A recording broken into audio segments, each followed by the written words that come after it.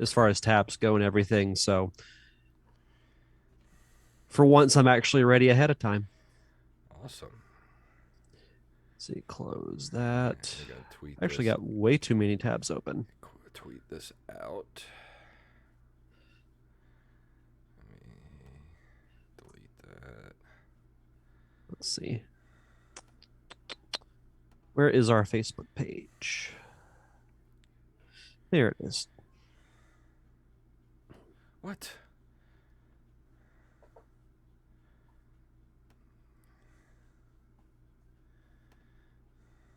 Okay. That was weird. TweetDeck just went crazy on me for a second. Never used TweetDeck. I like it, but sometimes it doesn't do what I want it to do. Let's see. And if we run out of time because of the news stories, we can just skip video game history. Yeah, we'll see. If so. All right. Well, I've got everything good to go. Yep, I'm all set. Let me get a wet the whistle here real quick. Ho!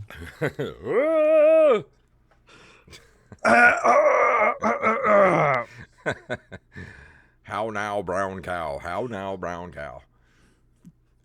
The Human Torch was denied a bank loan. No, I did not mess up the title, Rampage, in the chat room. I am actually reviewing that tonight.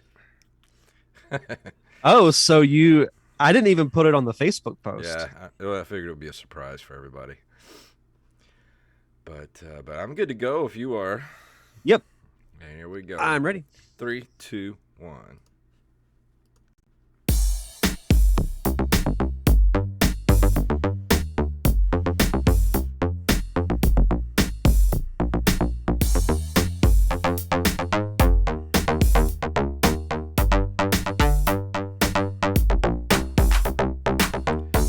Greetings, programs, and we're back for another episode of the Nerd Cave Retro Show. My name is Jason Robbins.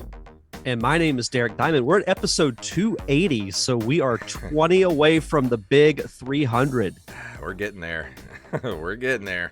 Slowly but surely. But I mean, I say that, but I mean, the year's already halfway over. So it's like, next thing we know, it's going to be episode 300. And I do want to let everybody know that next week we will not have a live show because we're going to be pre-taping a show this Saturday, which will be out on Monday. But it's going to be a very cool episode, an interview with someone very special, and hopefully you'll enjoy it. And we'll release it on Monday, and that'll be that.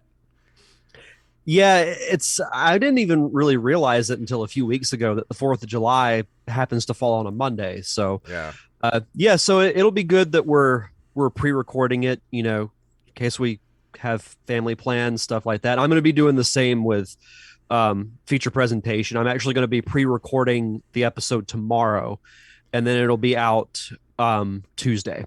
That's cool. So July 5th. So anything cool happened this last week? I got Shredder's Revenge over the weekend finally, and I have fallen in love with that game. Yeah. it is exactly what it needed to be. Mm-hmm. I truly felt like I was playing the sequel to Turtles in Time. Yeah. I very much enjoyed it. I really have no complaints about it. I love that the animation is pretty much right out of the 80s cartoon. The music is great. I geeked out because people who've played Turtles in Time know the first stage you play at is called Big Apple 3 a.m. Mm-hmm. They had one in Shredder's Revenge called Big Apple 3 p.m. and the music's kind of similar. I had like a huge grin on my face the entire time I played through that stage for the first time. Yeah, that game is so good. We need to play together. Hopefully I'll have some free time this week. And for sure. Play some because I got it for the Switch. So we'll have to play sometime because it's so much fun. I've loved it. I haven't played it too much over the last week. I've had kind of a rough week. But yesterday, for Open Micers podcast, we recorded our Patreon special for the month, and we tried the Apollo sauce from, if you ever watch Hot Ones on YouTube, First We Feast, their hottest sauce called Apollo. It's made from the Apollo pepper. It was not nice, and I don't know why anybody would ever want to eat that like recreationally. Some people just have tolerance for it. I like to think of myself as being a fairly tolerant person of spicy food, but in no way would I attempt what you and Jacob did. That was insane. Like it just wouldn't go away. Like it burnt. It just seared my esophagus. I have never actually felt my entire esophagus all the way down to my stomach before, but it was on fire for about a good 10 minutes. I will have to say, shout out to whoever made the memes of Jacob. Oh, those were so great. funny. Just go follow the Friends of the Open Micers podcast on Facebook, and you'll see some pretty funny memes. Because I put up a still shot yesterday from the video. It was me looking actually just miserable as you could be, and Jacob has a mouthful of milk and holding the jug, and it was the perfect picture to encapsulate what happened on that video. Only the patrons can see the video right now, but I am going to release it on YouTube on Wednesday, so for everyone's enjoyment. And also, thank you to Daniel Salmon, who is not only a patron here of our show, he's also our Discord manager. He is the one that does the $50 tier, $50 monthly tier on Open Micers, which we have to do crazy, painful things every single month for that $50 tier. So thanks to him that we get to be in pain every single month. I respect somebody who will spend money for the misery of others. And speaking, I won't get into it. Well, everybody in the chat room's talking about a Game Pass right now, and I still need to try cloud gaming, which I haven't done yet, just because I literally just haven't had the time to do it this last week. But this week I am going to do it, try it out, and see if it works on my iMac. And if it does, that would be awesome, because then I won't need to get an Xbox. Yeah, let me know, because if it works for you, then it should work for me. Well, you have PC, don't you? I have an older PC, but I also have a MacBook. But it's meant to work on older PCs as well, so you might be able to use it. I'll have to blow the dust off of it and whatnot, because it's not even hooked up right now. But if you're listening, I'll have to try it. If you're listening to this, of course, as soon as we started the stream, our good buddy I Am the Rampage jumped in the chat room and said, you messed up on the title. No, I didn't. I'm actually reviewing a Final Fantasy game tonight, and I know you guys are ready for us to get to that, so we're going to go ahead and jump into the news, and then we'll do the review. So are you ready to get to the news for this week? Sure. Here we go.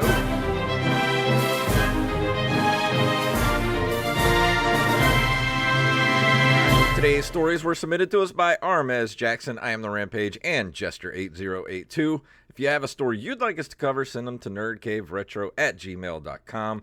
First one tonight is from realotakugamer.com. Sega announces another round of Sega Genesis Mega Drive Mini 2 titles. The games are as follows. Cartridge titles: Afterburner 2, Columns 3, Mega Panel, Nadia, The Secret of Blue Water, Outrun, Puzzle in Action, Splatterhouse 2, Star Mobile, Sega Mega CD titles, Night Striker, The Ninja Warriors, and Starblade. And then it goes on to say that they announced a Cyberstick controller, but that's actually the next story we're going to get to here in just a second. Do you recognize any of these titles? I recognize a few of them, but there's a few that I never heard of before. Like, I've never heard of any of those Sega CD titles. I don't recognize a single one of them, but you know what? I'm actually excited about that, because it hasn't been confirmed for a US release yet, but we anticipate that's coming really any day now. We've both said we think it'll be out around Christmas. So I'm excited by the fact that I don't really know any of these games, because I get to go in with a fresh perspective and play something I've never played before. Well, I reviewed Splatterhouse for the TurboGrafx 16 about a year or so ago, and as soon as this comes out, I'll review Splatterhouse 2, because I love that game. Yeah, I haven't had a chance to play that yet, but Yeah, there's a lot that I'm curious about. I know that Nadia is based off of an anime Mm. because I looked that up before we started, so that might be one that I dive into. But Okay. it's exciting stuff. Yeah. I'm ready for it. Yeah, I am too. We mentioned the Cyber Stick. Our next story comes to us from NintendoLife.com. Sega announces a USB Cyber Stick controller for the Mega Drive Mini 2. Sega announced the next 11 games coming to the company's next mini console, but that's not the only thing it revealed during the latest live stream. In a bit of a surprise announcement, Sega unveiled a new USB controller based on the classic Sharp Cyber Stick that will be compatible with the tiny console. The controller was known for having both digital and analog joystick modules and was compatible with multiple systems, including the X6 8000, the PC 98 series, and the PC Engine. Uh, let's see, there's some details and photos on the original console, along with a fully scaled manual or fully scanned manual, but you need to brush up on your Japanese language skills in order to read it. The USB controller will launch the same day as the Mega Drive Mini 2 on the 27th of October. So I could see this not being released in the US. I don't know. Personally. It looks really cool, and I It would get does. one if they did. Yeah, I think chances are they probably will, but I don't know how well it will sell. But I'd be interested in it because my uncle had something similar to this when he played PC games back when I was a kid because it looks very familiar. Yeah. Well, a lot of like flight sticks and things were based on the same kind of design. And but yeah, I would totally get this if they released this. This looks like you need to you have this to play Afterburner. Yeah, I would say so too. But I hope they come out with it. I'm excited. I can't wait for Sega to give us a release date for a Genesis 2. I'm ready. I'm so ready. Something to play during my Christmas break. Yeah, that'd be nice. This next story comes from IGN.com. Star Wars Knights of the Old Republic 2 cannot be completed on Switch due to a game-breaking bug. In a statement to IGN, Aspire revealed that it is working on a fix for this problem, though the developer said it is only impacting a small number of players. The quote, "We're aware of an issue that is preventing some Star Wars KOTOR 2 players from advancing in the game. Our data suggests that this is only affecting a small number of users, but please rest assured that we're working on a patch to fix it. In the meantime, they suggest players consult the FAQ for a temporary workaround that involves using a cheat code to skip to OND504. Players can activate this by clicking the left thumbstick, opening the cheats menu, and selecting warp." I feel like this is something that could have very easily been fixed. Yeah, it's like that seems pretty simple. I don't know why they can't just like throw a patch in real quick.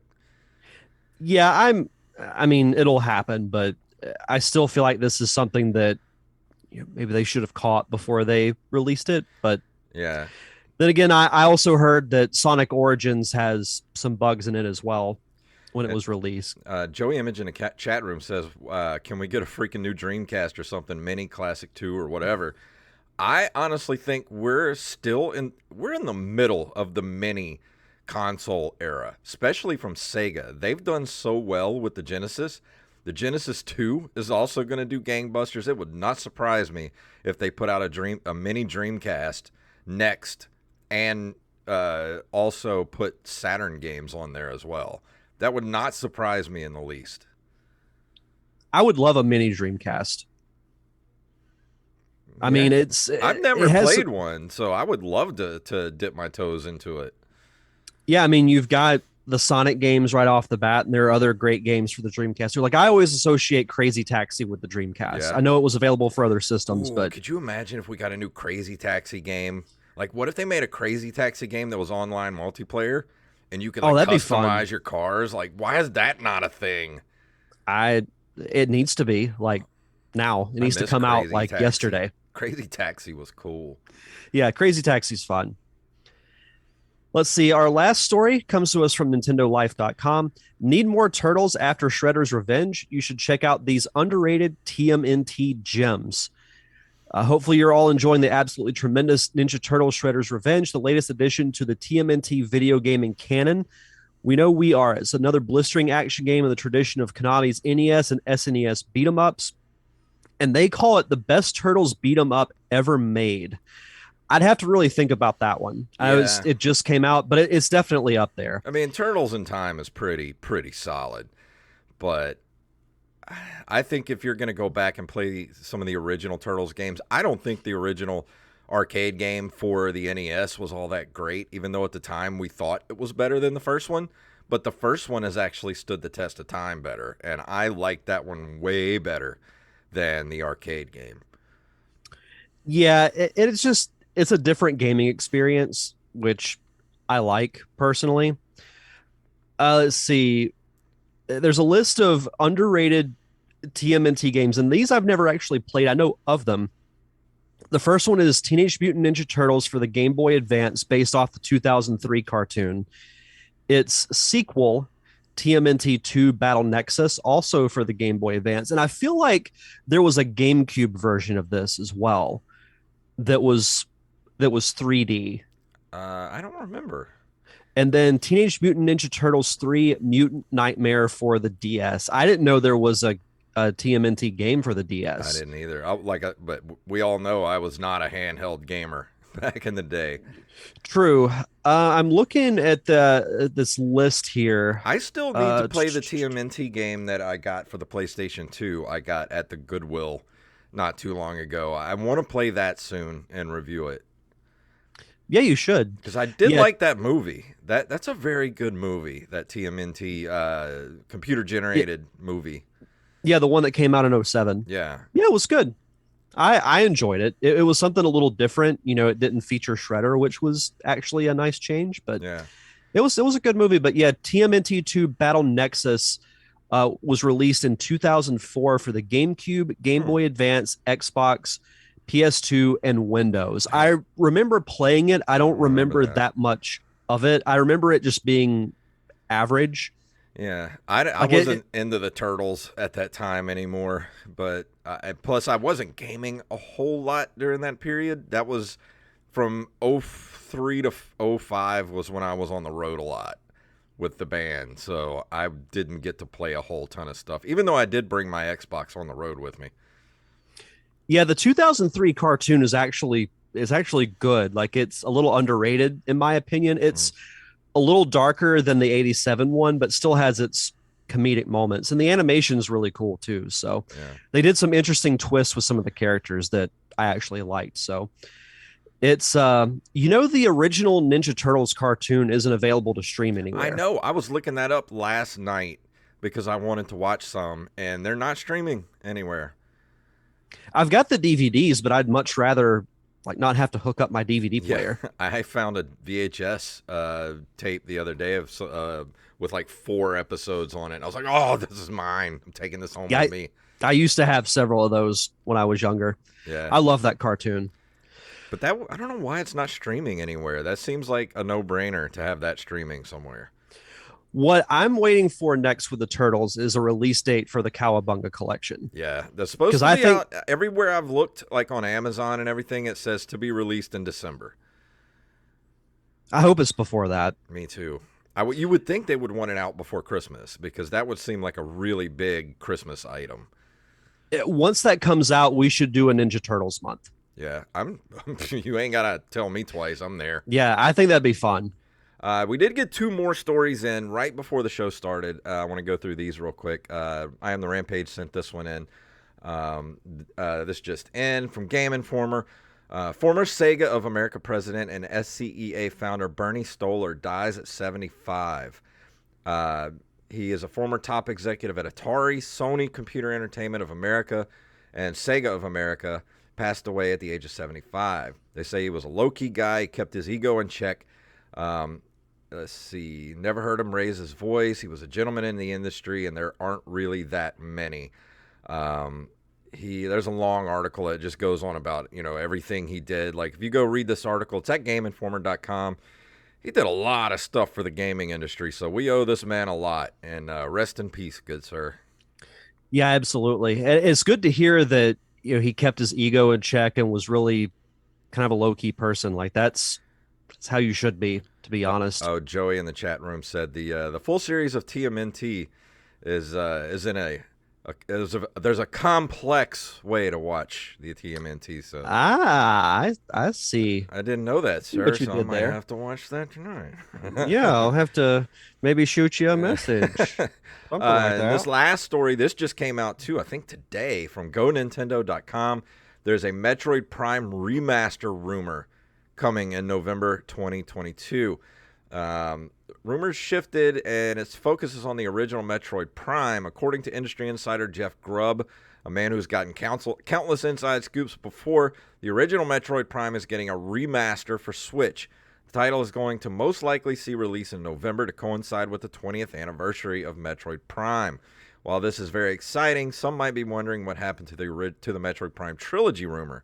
According to Grubb, all three games are still likely to release on Switch, but only the original Prime is going to get the remaster treatment. The other two Prime games will be straightforward ports. I'm okay with that. This probably won't happen, but I would love if they threw in Metroid Fusion as a bonus. Yeah, that'd be nice. That'd be sick.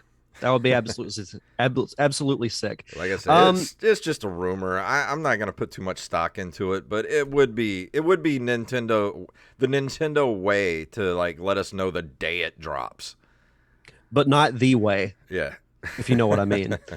Yeah, it's one of those things. Would it be cool? Sure, but I'll believe it when it's actually out. Yeah, and we got a little time. We can go ahead and do this month in video game history.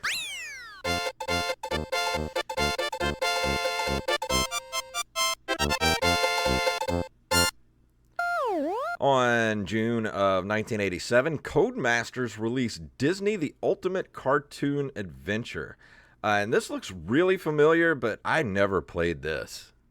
I didn't either. We've talked about this on occasion, and the art style, like it looks like a typical 80s cartoon. Yeah. I'd be very interested in like even watching some gameplay of it.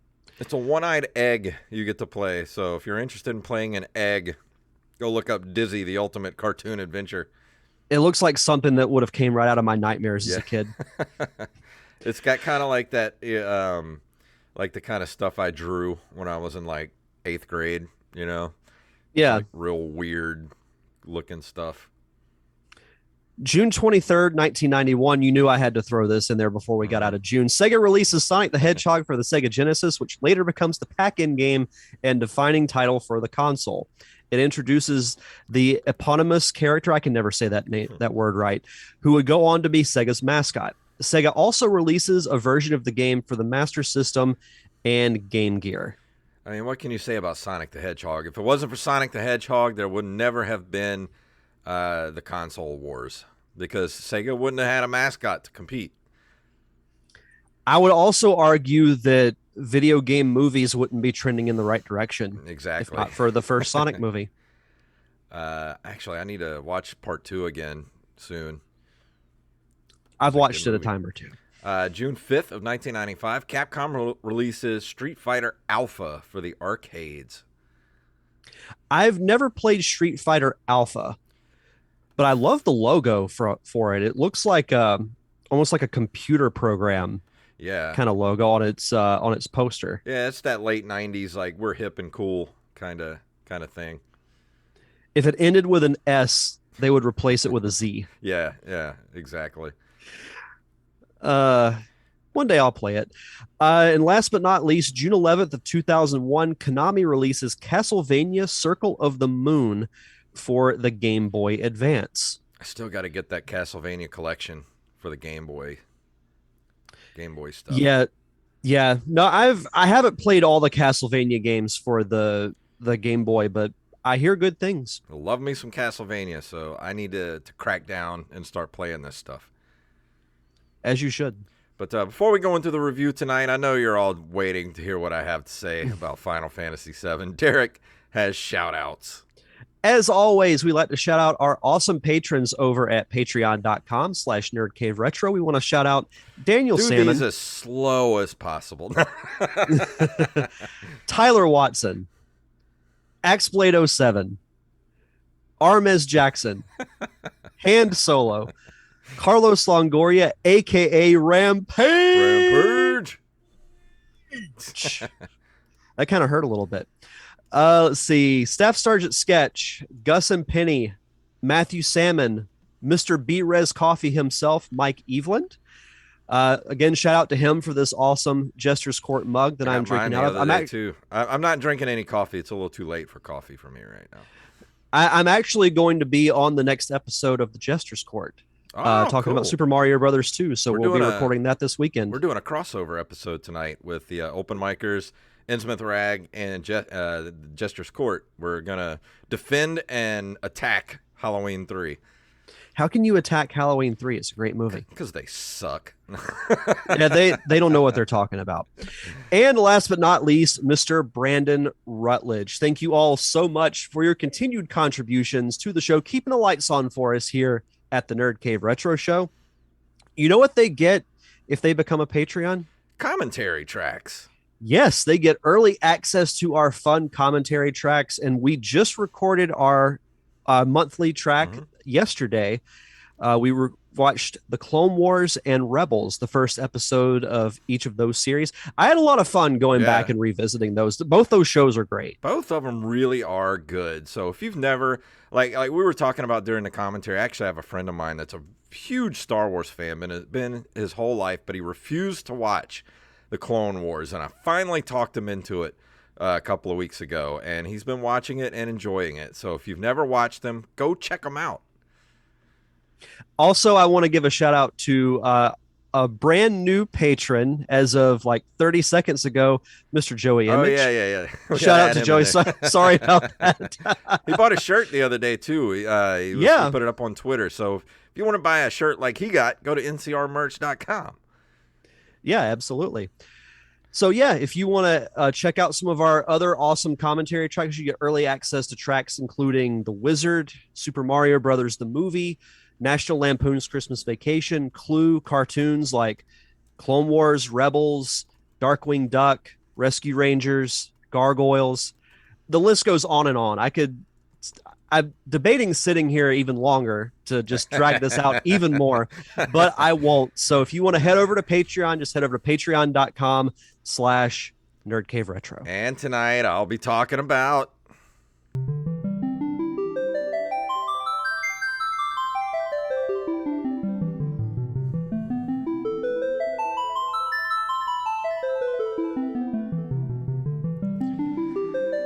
So yes, that music means I played Final Fantasy VII. I actually played it on the Switch. A couple months ago, we got a huge contribution to the show. I don't know if he wants us to say who it was or not, but we got a huge contribution to the show. But one of the stipulations was that I had to review a Final Fantasy game, and he suggested Final Fantasy VII.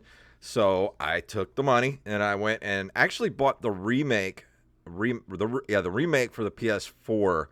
Bought that first, started playing that, and enjoyed what I was playing so far. And I told him that I was playing Final Fantasy VII, and he said the remake or the remaster or the original. And I said the remake, and I was like, you know what? Maybe I should go back and play the original. And so I started playing it on the Switch. And it's only like $12 on the Switch. And before I go into that, but if you've never played Final Fantasy VII, it's a 1997 role-playing video game developed by Square for the PlayStation console. It is the 7th main installment in the Final Fantasy series, published in Japan by Square. It was released in other regions by Sony, and is the first in the main series with a PAL release, which is another one of those weird things with Final Fantasy. Where in England, I think this is Final Fantasy 1 or some shit. I don't know. Not even fully into the review and already talking that smack. But I started playing the original, and to start it off, the one thing I liked about it, I love the music. I love the graphics for it. I'm like 20. I still haven't finished the game, but I'm like 23 hours or something into the game at this point. And I was like, I got to review it at some point. I can't keep going at this pace. I got to review it. But I never really liked the character design. It's got that real blocky, late 90s polygonal look to them. And I just didn't really get into the way the characters looked. But it's got and I started playing it, and the Switch version actually gives you some. The reason let me start from here. I don't like turn-based fighting games. I've never gotten into them. They bug me. But the one thing I do appreciate about the Switch version is you can actually put the game on like fast forward, and you can also turn off random encounters, which is cool. But at some point, you get through the game so fast that you actually have to turn it off and go level up sometimes, which is I'm okay with that as long as I don't have to do it all the time. You know what I'm saying? And you can actually make it where you pretty much just press X to win or B to win, where you turn on like your superpowers in the game. And so every boss fight you encounter, you just wipe the floor with it. You just hit the button. Like, you don't even have to pay attention to the game. You just hit the button. I'm like, I like this. I don't have to spend time like reviving characters, because I did that for like the first, I'd say 5, 6, 7 hours where I played it normally, where you have to you can speed up the fights too, which is cool. Cause you can finish the fights pretty quick, but also it's kind of messy when you're trying to pick between each character and tell them what to do, and what things to use. So I sometimes I would slow the all you have to do is like click the analog buttons to make that happen, turn things on and off. But I tried to do that where I think about the fight and pick my different characters and the things they do, and I don't like doing that. So I just click the play to win button, and that's pretty much how I've been playing it ever since. So I'll be honest, I don't get the game. It's got a cool story to it, but I'm like, is this Earth? Is this like the future? Like, what exactly is going on? Basically, you're playing a group of eco-terrorists that go around, and because there's this huge, like, all the rich people in the world live up on this big dome thing above that floats above the ground, and it blocks out the sunlight for all the poor people down on the surface, and it's sucking up all the energy of the planet, which turns out is like the life force of all the people that have died beforehand, and the planet is dying because they're using up all the planet juice. And so you're going around trying to blow up all the big things that suck up all the juice out of the planet.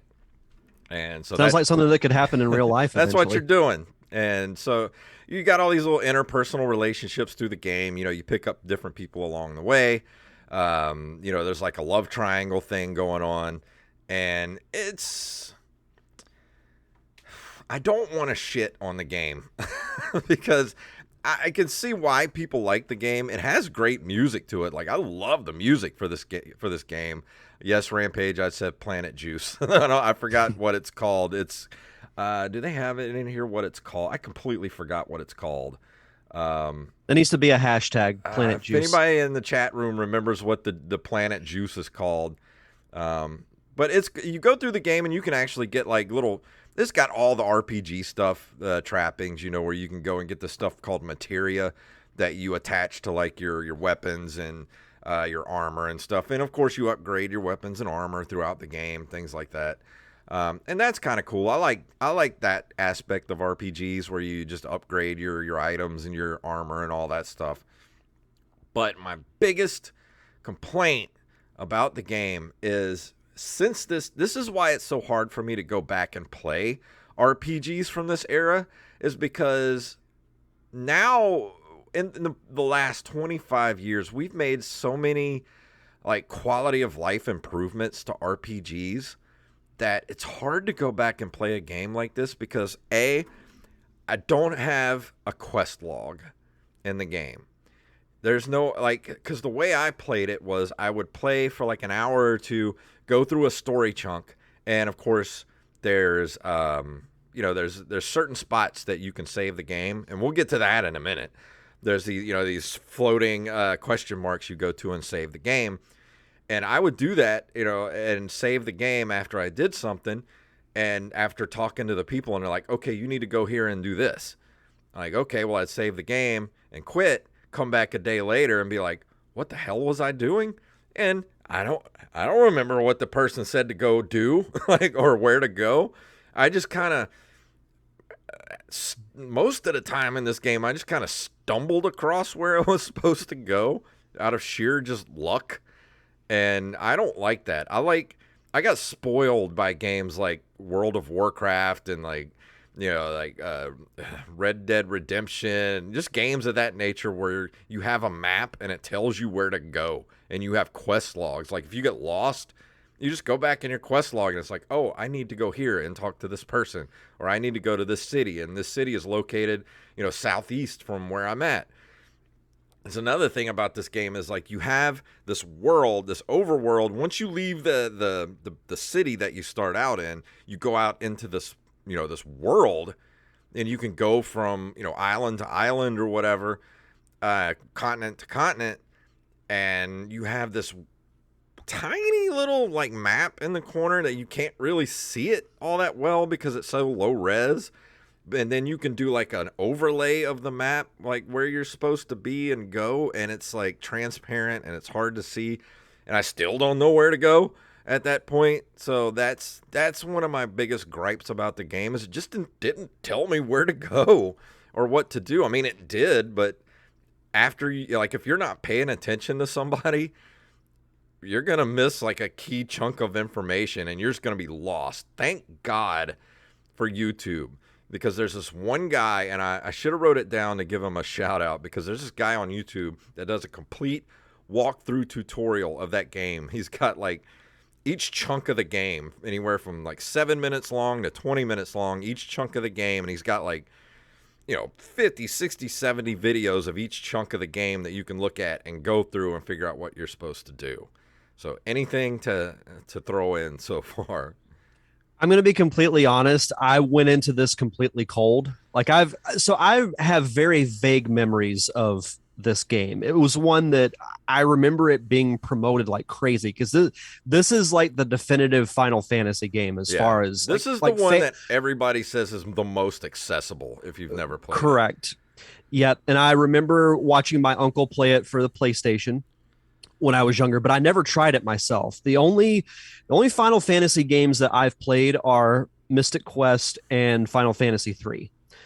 Other than that, I really have no knowledge of the Final Fantasy universe. I know some of the characters because they've been in other games like Smash Brothers and Kingdom Hearts. I mean, I have a small working knowledge of the characters of this game. Like, who doesn't know Cloud? Like, if you've ever been to a comic book convention, you know who Cloud is, because there's going to be like 80 people there dressed up like him. And you can buy his sword somewhere on the vendor floor. But yeah, I really don't have like any extensive knowledge of this game other than it's Final Fantasy, and it's the one that all Final Fantasy fans talk about as being like the pinnacle of the series. Yeah. So the storyline sounds interesting. So that would be what would get me to play it. But I feel like you talking about not really knowing where to go after you save and you turn the game off. I feel like a lot of RPGs were like that back in the day. So, but thank God for YouTube and other tutorials that you can watch. It's not this particular game's fault. It's just that's the way RPGs It's a product of the time. Yeah. And one of my biggest gripes about this game is there were, and I know it's not the game's fault, but there were a few glitches in this game. And there was one big one right at the beginning that aggravated the crap out of me. I got the game, I played it for like 3 hours. And you come to your first save point, like maybe 10 minutes into the game, 11 minutes into the game, when you're going to blow up your first like big planet juice sucker thing. You go to blow that up, and your first save point is right there. So I saved the game, went on, played for like another couple of hours, saved several times in this process. Because I'm one of those gamers that every time I come across a save point, I'm going to save. And I'm going to make sure I save. I do it 2 to 3 times just to make sure. So I played for like another 3 hours and got all the way through like the first I think it's called like slum town that you get to, the first big town you get to and meet all the people you're gonna like run with and everything. So I get there, I get through all that, and then I save, and I come back the next day, and my save point is at the very first one that I saved at 10 minutes into the game. And I was like, Mm. are you freaking kidding me? Oh, I would have been livid. I was so incensed. You're like, of course it would be in a Final Yeah. Fantasy game that this would happen. So I made sure to I didn't know if maybe that save file was just corrupted or something, so from then on I saved in a different slot and it managed to save all the time after that point. So that was my first snafu with the game. Those, like, saving a game from back in the day, especially if you had to save onto a memory card, it would scare me every time, Yeah. because if it gets corrupted, all your stuff's gone. And the second part of the game that I came to that there was a glitch. I actually texted our fact checker to the fact checker, Tyler Watson, late one night. It was like 11:30 at night. I texted him. I was like, "Hey, I'm at a part that I can't get past. Like, literally was stuck. Could not go any further."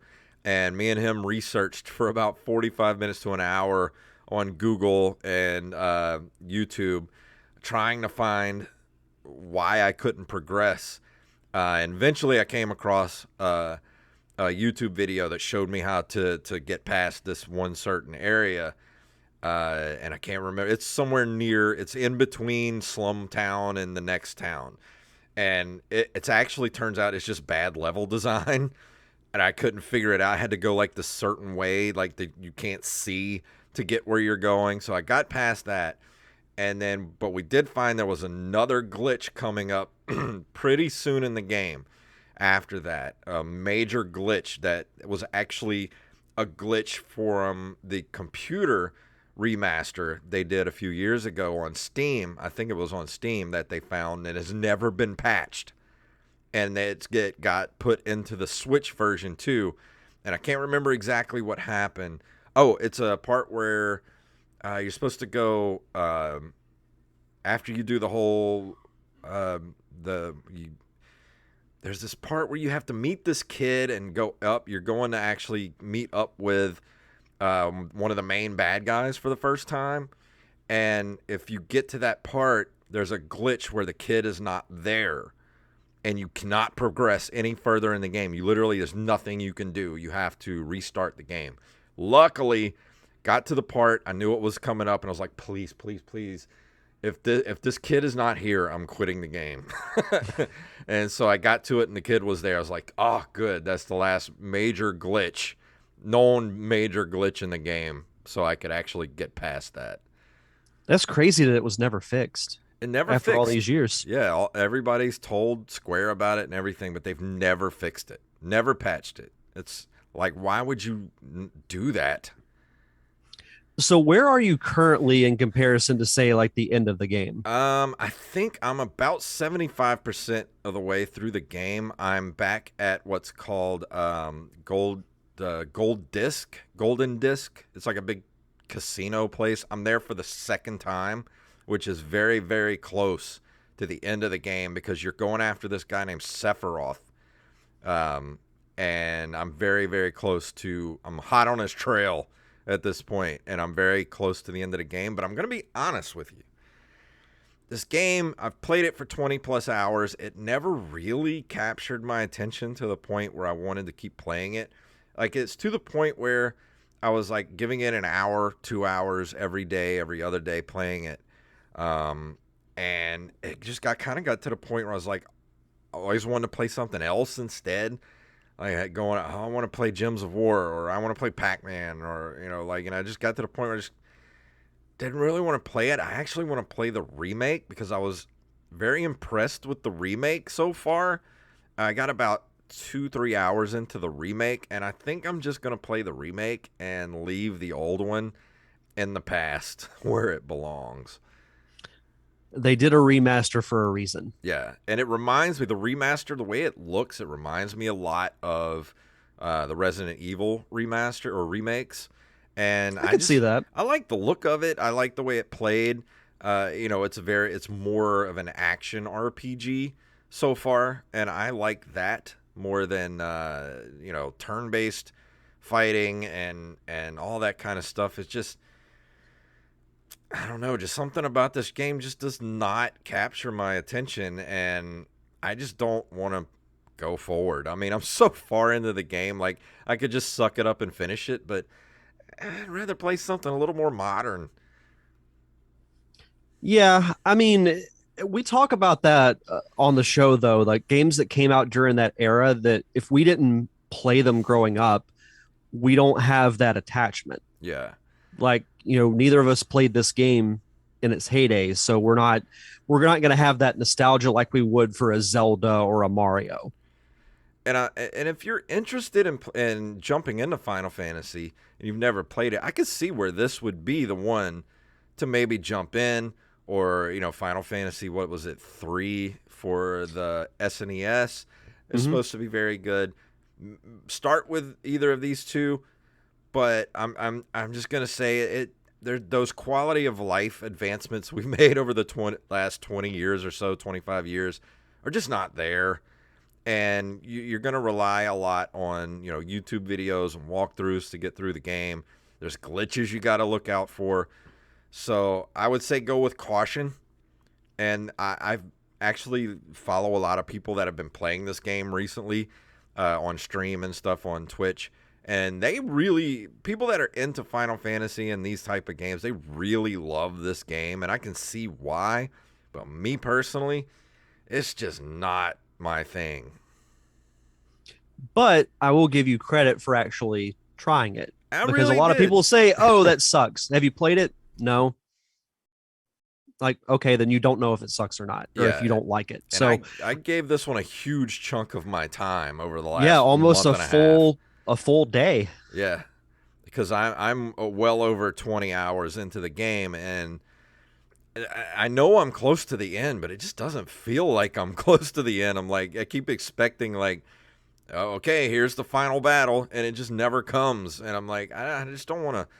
I'd rather play the remake. The remake just seems so much more, I don't know, like, I don't know. It's just modern quality of life improvements and just better graphics. It's been completely remade from the ground up in the Resident Evil style of remakes, and just I kind of rather just jump into that and play that. If I do play this game, which I don't know if I'm going to or not, it'll be the remake that I play, because I remember what the old one looks like, Yeah. and that we've talked about that era of gaming that graphics wise has not aged well at all. So And I I don't know. will say the We'll see. graphics still hold up really well. I just personally, I don't like the character designs. I think the character designs were a little better in that original game. They're just so blocky and cartoony. I don't know. And the backgrounds, like the actual setting of the game, is so detailed and rich looking. Like everything in the game looks great, but you've got these characters that are so like separated from the background. It was just the whole time I'm playing, it's just so jarring.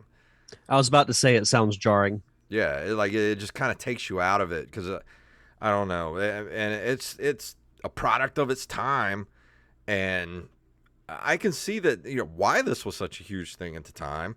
I'm not gonna knock it, but as far as playing it in 2022, it was a struggle, man. I'm not gonna lie. Yeah, I can imagine so, especially now after what you've said. But like I said, I give you credit for playing it and spending that amount of time in a game that you seem like you entirely hate it, but you don't particularly care for it Yeah, I at don't the same hate it time. at all. It's not the game itself is not broken. The glitches are. And the glitches are from porting it, 50 times since 1997, and they've never patched any of these major glitches that have been in it since then. So if you're going to go into it, if you're going to play the Switch version or if you're going to play the Steam version, just know that there are glitches there, and if they catch you, especially the big one that they have not patched, like that's a game-breaking glitch or bug that's never been patched, and that's like 10, 12 hours into the game. Yeah, if I had been playing it and that kid wasn't there, I'd be like, this game gets a 1 I for would me have for that I would reason. have broken my Switch across my knee if that kid wasn't sitting there. Uh, I wouldn't have blamed you. But yeah, that's my experience with the game. I love the music. The soundtrack is fantastic. I could sit and just listen to the soundtrack, and I love the background art of the game. I love the way the game looks in the background. The character designs are not great. That's why I think I am gonna play the remake because the remake was capturing my attention. So I'm gonna give that a go and come back to it when I'm done with that. I'm gonna take my time. I feel like even though I've been playing the remaster of the original for almost 2 months now and giving it a lot of time, but I still feel like maybe I was rushing it a little bit because I did want to review it rather quickly. But, I did put a lot of time into it over the past 2 months. This one I kind of want to savor and really try to get into it if I can. Yeah, I with games like that, it's better to go through the whole experience because then you get the full take on it because there could be something that happens after you review it if you haven't completed that could completely change your perspective on it. Yeah. As far as the reviews at the time, Game Informer gave it one of the top 100 games of all time. Retro Gamer's top 100 games in 2004. GameSpot gave it one of the greatest games of all time list in 2006. There's so many gaming magazines and publishers that have this is on the list of 100 greatest games of all time, and I get it. I understand it. I know why it's there. It is a great game, but me not having any nostalgia for it and playing it in 2022 was hard. Yeah, and you got to think with these. And I don't want to go as far as to say that all these reviews should have an asterisk next to them, but they were reviewed at the time that it Yeah. was released. And it is one of the most influential games as far as RPGs go. I can see it. I'm not going to poo-poo that or anything, but I as far as a number grade, I would give it, personally, I'm going to give it like a 6 because everything about the game is good. It just did not capture my storytelling and gaming sensibilities. I love sci-fi. I love fantasy. Just something about it just wasn't capturing me, and it felt like a slog. I feel like if this game was like maybe 15 hours to finish instead of 30, I might have gotten more into it, but I just feel like it just kept going on and on and on, and I'm like, come on, let's just do something. Like let's get this thing done. Come on, let's go. It's like the meme of the guy poking whatever's laying Yeah. there with a stick. Come on, do something. That's the way I felt, and that's just me personally. Now, don't take this, don't be offended if you love this game. I understand why you love it, but for me personally, it's not in my wheelhouse. Yeah, and nostalgia is gonna play a role in whatever we review. Like Yeah, and there's a lot of games. It's a part of retro gaming. There's a lot of games that I love that people actually just actively hate, and I'm okay with that. Yeah. But that's what's great about this show and just talking games with friends and people online. Everybody's got different tastes and it's fun discussion. Yeah, Or it should be fun discussion. And, I know everybody was waiting for me to do this. We talk about Final Fantasy all the time. I throw a lot of fake hate out there for Final Fantasy, especially about the numbering thing that they do. But I really didn't have any hate in my heart for Final Fantasy. I just don't know anything about it, and I like making fun of it because it makes people angry. But it's all in good fun. Yeah, it's all in good fun. I just personally, It's just not my thing. I'm going to go play the remake because I liked what I was playing so far. I think I'm going to have a way better time with the remake, even though people are like, don't play the remake, play the original. Like, I think I'm going to go play the remake. I think that's a very wise decision. Yeah. Well, that's going to do it for our Final Fantasy review. Probably until I finish the remake, probably our last one. So, yeah, I mean, I know it sounds bad, but I don't really have a desire to play a Final Fantasy game anytime soon. If you want Derek to review one, then that's going to be another $500 to. Yeah, just name your game and I'll do it. And thank you guys for hanging out with me for that. Please don't be mad at me. Don't be mad at me, please. That's how I feel about the game. So, Derek, what you got going on with feature presentation this week? Yeah, so I'll actually be chatting with local filmmaker Nick Smith, who I've worked with on multiple films. He helped me out with the Parker Syndrome, and then I've worked on a couple of his as well. So he'll be joining me this evening. You can check that show out tonight if you're watching this live at 8 p.m. Central Time on the feature presentation YouTube channel. And then for next week, because Monday is on July 4th, I'll be pre-recording the episode tomorrow, actually, and then releasing it next Tuesday. I'll be chatting with actor, writer, and producer Jeff Bolo, who was one of the child actors in a little-known cult film called Don't Tell Mom the Babysitter's Dead. Oh, cool. Yep. So he's and since then he's done a lot of directing, producing, and has a very successful screenwriting book that he'll be coming on the show to talk about. So that'll come out next week. I just looked back in the chat room. Joey Image said Planet Juice was my porn star name in my 20s. Yeah, I was trying so hard not to just die laughing. That needs to be our next shirt, Planet Juice. Yeah, I'm going to make a like Pizza Planet, like the Pizza Planet logo, but it just says Planet Juice. I'll get it. I need to get the Wally shirt too. Remind me to do that. I'll make that shirt this week and put it up in our merch shop. I'll text you in a couple of days. It'll say Final Fantasy VII down at the bottom, and then it just says Planet Juice. Just in very small print. For this week's Open Micers, we're having a crossover with the Innsmouth Rag podcast and Jester's Court. Our buddy Mom Thulu and Jester8082. Go follow them on Twitter. We're going to have a crossover with them, and we're going to attack or defend Halloween 3 Season of the Witch. Should be a great show, and go check that out at Open Micers on Twitter and Instagram. So, Derek, is that everything? Do we need to let them know about anything? I mentioned it earlier, but next week I'll be on the Jester's Court podcast with Mike Evelyn. We will be defending Super Mario Brothers 2. Ooh. So it'll be a fun chat. So Joey had a great idea in the chat room. Yes, Planet Fitness. Yep. I'm going to do the Planet Fitness logo, but Planet Juice. Ugh. I can't wait. And also, before we go, I just want to let everybody know, you can send us your voicemails. Just go over to anchor.fm/NerdCaveRetro, and you can record a voicemail for us there on your phone, your computer. Try to leave it under a minute, and we'll play it on the show. We'll have a little segment at the end of the shows now, where if you send us your voicemails, we will play them. So that's anchor.fm/NerdCaveRetro. And we're going to go ahead and get out of here. If you'd like to email us at nerdcaveretro@gmail.com. We're at facebook.com/nerdcaveretro, Instagram and Twitter at nerdcaveretro, and individually at jfunktastic and at Derek_Diamond. You can find Derek at the Waffle House, which is the cup he's drinking out of right now. You